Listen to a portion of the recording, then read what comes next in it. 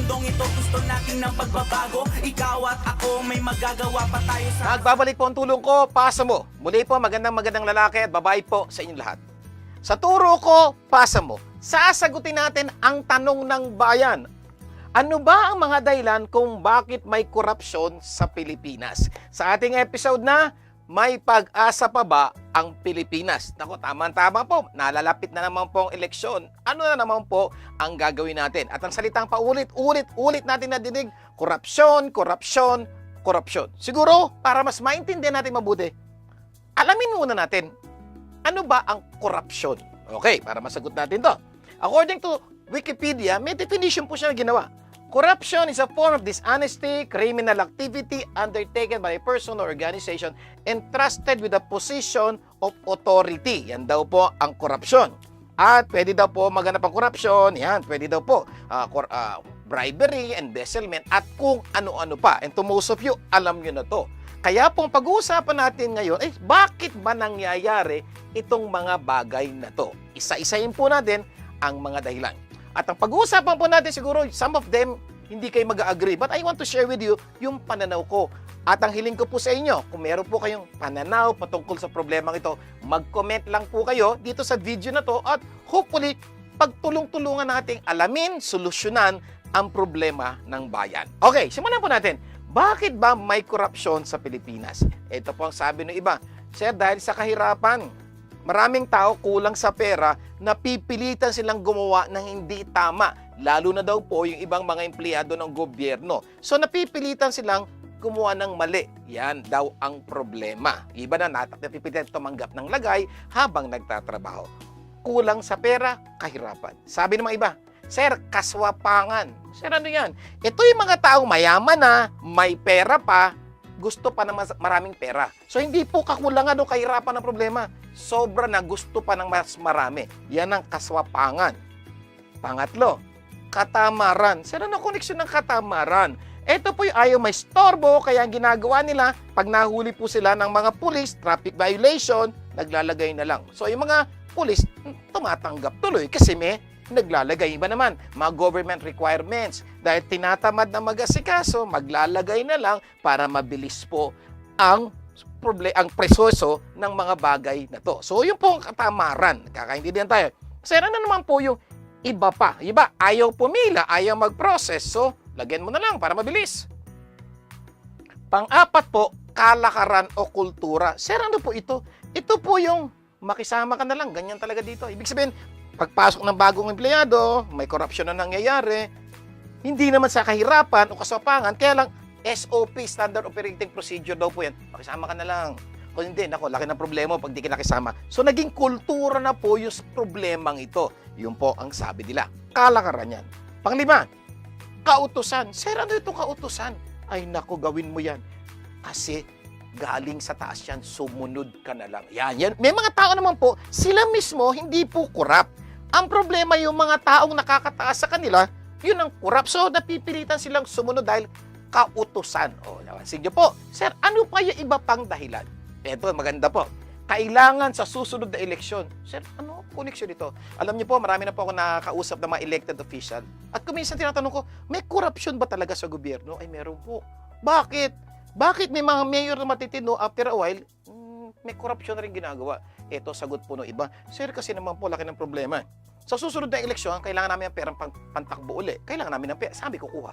Magkano ba kinikita ng mayor? Number 2. Pag mayor na kami, may lalapit sa amin, botante namin, may namatay. Kailangan ng abuloy, Christmas party, tapos tournament. Saka kami kukuha ng perang pambigay na to.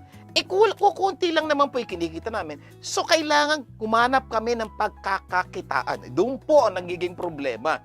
So, dito po sila kumukuha ng perang pambigay sa tao. Bakit? Kasi sa susunod na eleksyon, kailangan makuha nila yung puso nitong mga taong ito para iboto sila uli. Paano mangyayari yun? Kailangan tulungan sila. So, napansin niyo po ang nagiging problema? So, dahil kailangan, yan ang nangyayari. Number 7, kakulangan sa hustisya. May mga tao naman po, ayaw naman po maging korap. Kaya lang po ito nangyayari. Sir, lugi naman kami. Sila, kumikita. Nakakatanggap ng lagay, kami hindi. O kaya naman, sila, nakaayos nila, napoproseso nila na mabilis yung kanilang requirement, ako hindi. Lugi naman kami. dapat kami rin. So ano mangyayari sa mga taong matitino? Mapupwersa na rin silang maglagay kasi nga po, lugi. Hindi patas yung laban. So kaya pansin po, maya-maya pansin nyo, marami na rin pong corrupt. Sir, ano pa? Pangwalo, kawalan ng takot sa gobyerno. Sir, ano ibig sabihin nun? Marami pong tao gumagawa ng mali at wala silang takot sa gobyerno. Sir, bakit wala silang takot sa gobyerno? Number one, hindi naman mahuhuli. Mahuli man, pwede mang maglagay. So wala silang takot. Kaya hantaran pong ginagawa ang mga maling di nila dapat gawin. So ito ang problema. Iba naman po, sabi po ng iba, kakulangan ng pagmamahal sa bansa. Totoo rin po yan. At sabi ng iba, kakulangan ng takot sa Diyos. Ilan po ito sa nakikita kong dahilan bakit may korupsyon sa Pilipinas. Pero alam niyo po, may isa pang mas magandang tanong dapat nating itanong. At bakit ba nangyayari ito? Okay, sa akin pong pananaw, nangyayari itong mga bagay na ito dahil dito. Bakit hindi ba masolusyonan ng korupsyon? Ito po. Sa aking pag-aaral, sa aking pananaw, sa aking pag-oobserba, ito po ang tunay na dahilan.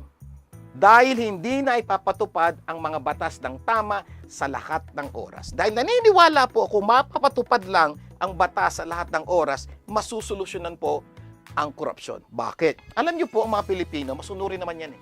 Kung tama at patas lang ang laban, tingnan niyo po mga Pilipino.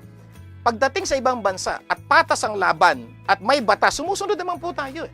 Kaya lang po, pagdating dito, bakit yung mga tumusunod sa ibang bansa, pagdating sa Pilipinas, hindi na? Kasi tingin nila hindi patas ang laban kasi hindi napapatupad ng tama yung batas. Kaya ang pinakamagandang tanong na dapat itanong ito, bakit ba hindi napapatupad ng tama ang ating mga batas? Ayan po ang aking gustong paunawa sa inyo.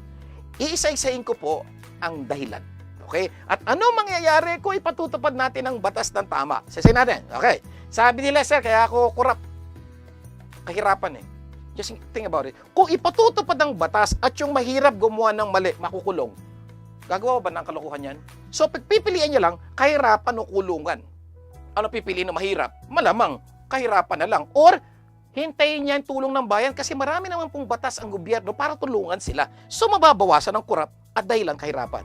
Yung mga swapang, ang pagpipilian nila kaswapangan o kulungan. Tingin nyo, pipiliin niya.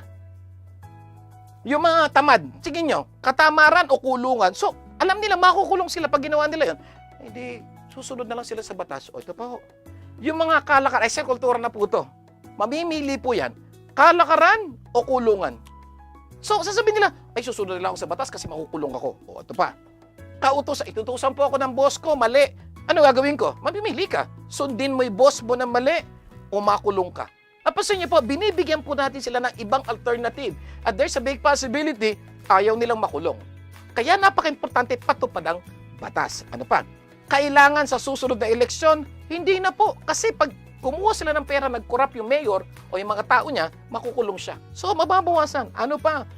Kakulangan sa ustisya. Ay, magkakaroon na ng ustisya kasi patutupad ang batas. Pangwalo, kawalan ng takot sa gobyerno. Matatakot na po ang tao sa gobyerno dahil lahat ng mali napaparusahan. So, ang critical po dito ay ito. Pero, itong tanong na kailangan niyong maintindihan. Ang pinaka-importanting tanong, bakit ba hindi napapatupad ng tama ang batas? Yan po ang kailangan tanong. Dalawa dahilan po sa aking pananaw. Una, hindi naman nahuhuli at napaparusahan nagkakasala, kaya di mapatupad. Pangalawa, hindi naman hinuhuli yung mga nagkakasala, kaya di sila napaparusahan. So dalawa, hindi nahuhuli at hindi hinuhuli. Ito po ang aking pananaw na palaking problema natin. Kakulangan sa tao magpapatupad. Kumisa po, kulang talaga tao. Totoo po yung makikita nyo po, kulang ang pulis, so hindi mapatupad lahat. Iba naman, kakulangan sa kakayanan ng tao. Iba naman po, may tao, hindi naman marunong magpatupad, so kailangan po skilled yung ating magpapatupad. Lalo na po, elected and non-elected, election na naman po, siguro din nyo, boboto nyo, skilled, may kakayanan. Kasi po, kahit mabait siya, kung wala kakayanan, wala mangyayari, kaya dapat meron. May kakayanan na, mabait pa, honest pa. Number 3, kakulangan sa tamang sistema, kaya ayusin po sistema, may solusyon po dyan. Pang-apat, kakulangan sa batas. Ayan, kumisan po, kaya hindi mapatupad ng tamay batas, may loopholes po yung batas, kailangan ayusin. Pero alam nyo po, hindi yan ang pinakamalaki pang problema. Meron pa. Pang-5, may natanggap na pera. Ito po yung mga hindi hinuhuli kasi may natanggap na lagay. So, paano huhulihin? kumita nga yung manghuhuli, magkakain din nila. So, paano mapapatupad? Hindi nga patutupad, kumita Ito pa, pang-anim. Hindi siya kumita. Alam niyo bang may mga taong hindi naman kumikita sa korupsyon? Sir, ba't corrupt siya? Natatakot siya sa mga taong corrupt. Dahil pag hindi nila ginawa yon, mapapahamak sila. May ganyan po. Hindi po panay pera ang dahilan ba't corrupt ang maraming Pilipino. Kumisan po takot sa kanyang security o takot sa security ng kanyang pamilya. Kaya mapansin nyo, may mga tao ang tinutino, ang galing-galing.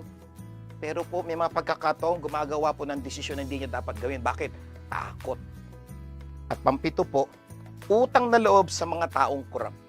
Ibig sabihin po, kaya nagagawa ko to, may utang na loob po ako sa kanya, kailangan magbayad ako ng utang na loob, kaya kahit ayokong gawin, gagawin ko po. Alam niyo po mga kababayan, ito po ang nakikita kong 7 pinakamalalaki ugat bakit may corruption sa Pilipinas at kailangan po natin itong solusyonan. Siguro po, bago ako magtapos, hiling ko lang po, sa tingin nyo, alin po sa 7 ito ang pinakamalaking problema?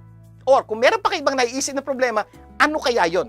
Ito po, hiling ko po sa inyo. Pwede ba kayong mag-comment, magpadala po ng komento dito sa video na to at patuloy po nating aralin, alamin ang tunay na ugat ng problema ng ating bansa.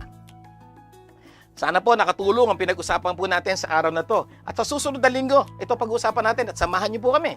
Ano ang mga pwedeng gawin para masolusyonan ang korupsyon sa Pilipinas? Yan po ang pag-uusapan natin. At sana matanggap ko po mga komento nyo na para malaman po natin ang solusyon sa problemang ito.